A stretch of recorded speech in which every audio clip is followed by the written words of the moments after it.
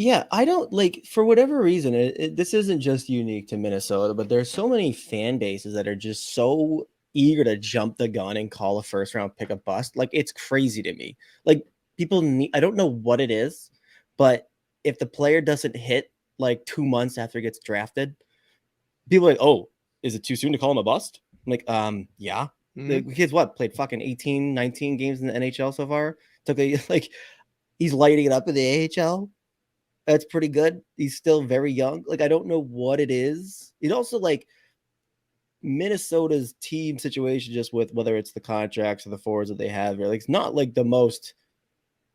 It's not the easiest team for him to just slide right into and get top 6 minutes. Just first of all, with kind of how the lines at one point were shaking out when you had Eriksson Ek playing with Foligno and playing with, Greenway before he got traded. But like, especially at center, it's a very odd lineup, first of all, but it has not been a very easy situation for him to just slide into.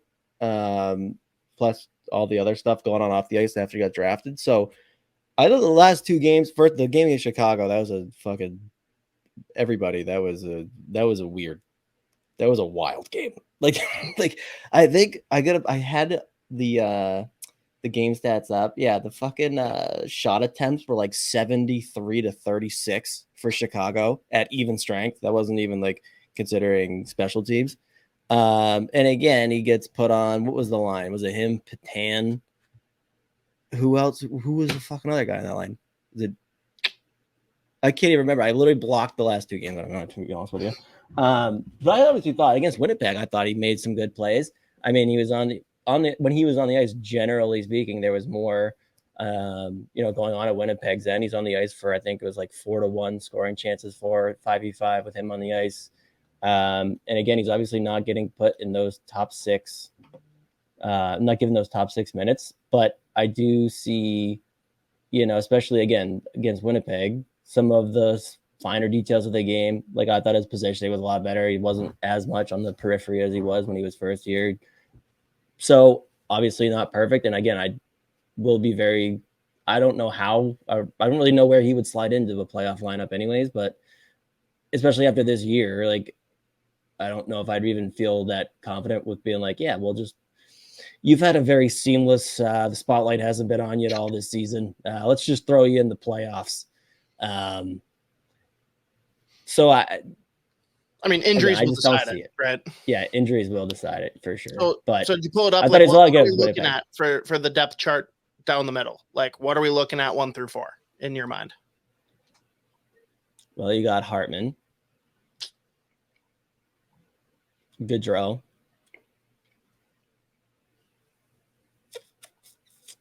man, it's just fucking 3C. It's gonna be interesting. It's pretty much Sundqvist or Rossi, right? I mean, in that case, I guess, yeah, maybe you do put him in there, but like, God, I don't know. It's not good. Yeah, the lines tonight are bananas, by the way. Are we going to talk about our 4th line right wing? Cale Addison. Yeah, baby. I'm so excited. I'm so excited for that. Well, I'm actually trying to sit down and like formulate some. I should have done this earlier. This is what a brutal playoff prep pod this is, by the way. We're here for prospects. They know that we don't know anything about the NHL, so that's true. Yeah, we'll stick to them. I mean, I don't know. Are you a Rosie guy there in that 3rd line there? I think you probably start with Sundqvist if he's not ailing, if he can play. Like, he can play a good bottom 6 role come playoff time. Shit, maybe you even kind of play the 3rd and 4th line interchangeably, because I think Duhaime, Dewar, and like Reeves can play with our 3rd line is currently constructed. It's going to be Nyquist, Foligno, and whoever's center? Like, you can almost mix and match those 2 lines and not really have a true 3rd line at that point. But Sundqvist is definitely going to be the more like playoff-oriented bottom 6 type player. Yeah. But there's more upside with Rossi, and it's kind of one of those things where, like, do you just give him a chance? I don't know. It's tough. would you throw him like a Nyquist, Rossi, Foligno third line? I don't. That would be wild. It's weird. And again, I that's gotta where like it. that's where I'm more inclined though. Like if that's the route you're gonna go, maybe not game 1, but let's say by game 2 or game 3, you need to make adjustments or shake something up. I would rather have Gaudreau with those two. I think that's like a very well suited like third line identity type line, and give Rossi a chance with Boldy and Johansson. Let him play with creative players. Let him see if he can create something and get comfortable.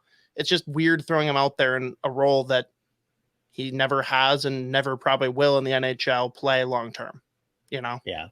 And it's brutal too, just the fact that, again, he's up here for games 79, 81, 82. Like, I really wish he could have got somewhat of an extended look with Boldy, especially now that, you know, Eriksson Ek goes out. Like, if he had a few more games, like I would, because again, I've seen, and I know it's the AHL versus the NHL. I'm not stupid. Like it's obviously different, but just we've seen it before, and those two together, like it does not take long for them to spark that chemistry. Like, I mean, it was immediate when Boldy was briefly down in Iowa.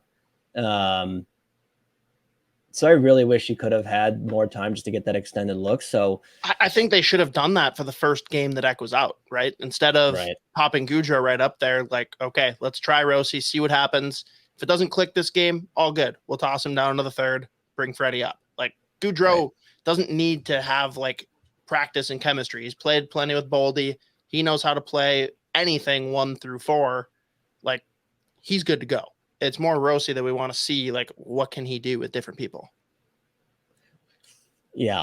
I'm kind of in the Nyquist, Rossi, Foligno line. I kind of, like, in my head, it could be very fun and funny. Like, just really weird. Just a mishmash. Like, again, he's not doing the heavy lifting defensively. Which one's stronger, fun or funny? I don't know. They're both pretty close, dude. But, like, you know, Foligno can do the heavy lifting defensively there, and Nyquist can play make. And like at that point, you're kind of really missing like the sniper or like a goal scorer there. But like, I don't know.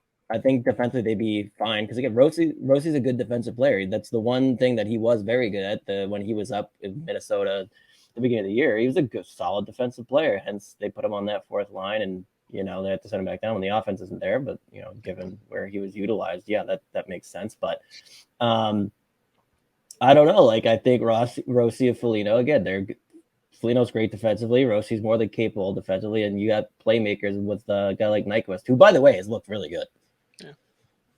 Yeah. So it'll be, I don't know, this is what's crazy about the Eriksson Ek injury. It literally throws. Another reason it's just like he's that irreplaceable is now your lines are all fucked.